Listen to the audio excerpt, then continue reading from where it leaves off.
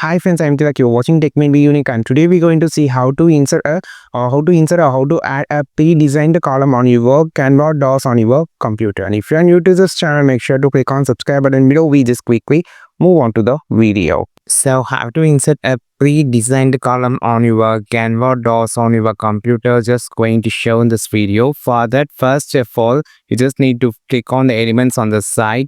Then you just need to click on the column, and the third option, pre-designed columns. Click on this. So here is actually a pre-designed column. So if you just click this, you can insert image tab. You can just insert the images directly here. So you can just drag the image and you can just drop it like this.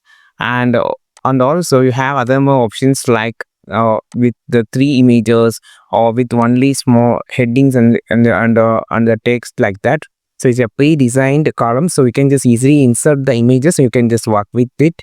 I think this video helped you a lot. Like this video, share this video, subscribe this channel. We will meet our next video with super valuable Canva DOS content. This is Tilak signing off from Tech May Be Unique. Have a wonderful and also a beautiful day.